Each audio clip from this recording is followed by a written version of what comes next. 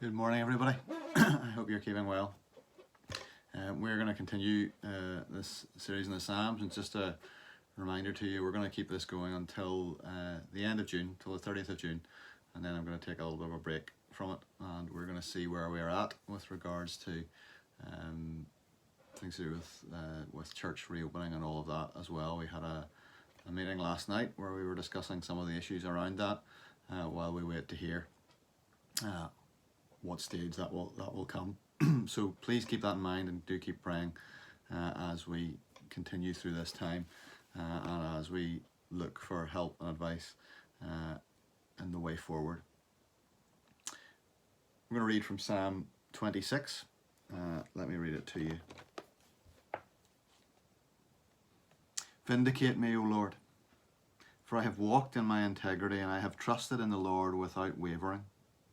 Prove me, O Lord, and try me. Test my heart and my mind. For your steadfast love is before my eyes, and I walk in your faithfulness. I do not sit with men of falsehood, nor do I consort with hypocrites. I hate the assembly of evildoers, and I will not sit with the wicked. I wash my hands in innocence, and go around your altar, O Lord, proclaiming thanksgiving aloud, and telling all your wondrous deeds. O Lord, I love the habitation of your house, and the place where your glory dwells. Do not sweep my soul away with sinners, nor my life with bloodthirsty men, in whose hands are evil devices, and whose right hands are full of bribes. But as for me, I shall walk in my integrity. Redeem me and be gracious to me. My foot stands on level ground. In the great assembly I will bless the Lord.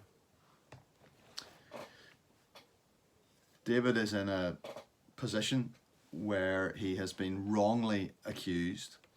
I don't know if you've ever been in that place or been in that situation where people have accused you of doing something wrong, and you know that it's a false accusation. You know that you have not done what they've said you've done. David is not claiming in this psalm to be perfect. He's not claiming to be sinless, but he's simply saying, I'm not guilty of the things that you say I am. I'm not corrupt. I'm not engaged in this conspiracy with evil men that you accuse me of. I'm not engaged in bribery. I'm not engaged in deception. I am a man of integrity, and his integrity is being tarnished, is being run into the ground by these accusations. So what does he do in this situation?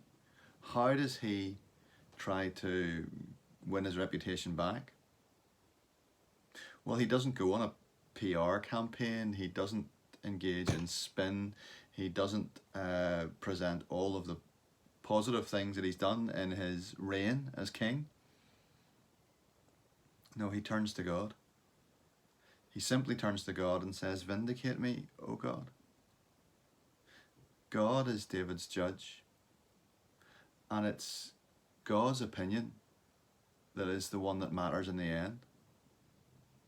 David's not really that interested in the shifting opinions of people in his court or in his kingdom. As long as he has lived a life of integrity before God, that's all that matters in the end. The only audience that David is concerned about is the audience of one, the ruler on the throne of heaven. That's who he cares about. And when he comes to that ruler, when he comes to that God, he knows that he is accepted. And we're the same.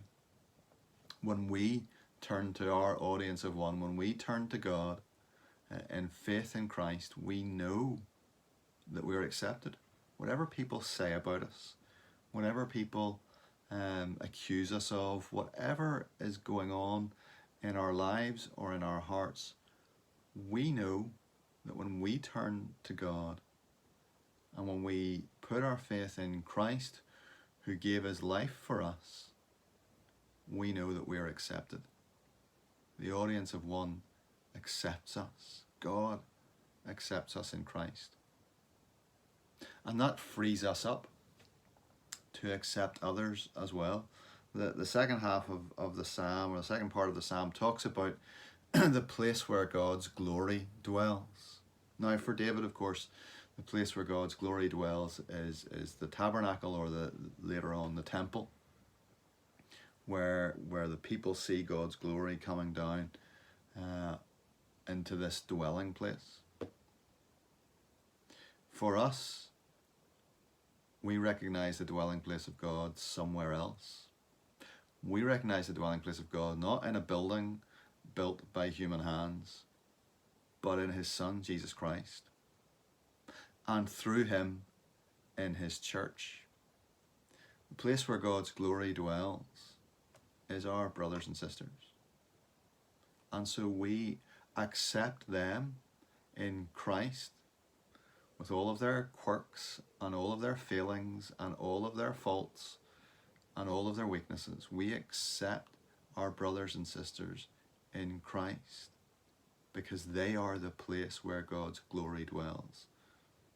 When you get the chance to sit next to somebody in a pew again or in a church seat, remind yourself that the person you're sitting next to, as a follower of Christ, as a believer in Jesus, is a place where God's glory dwells.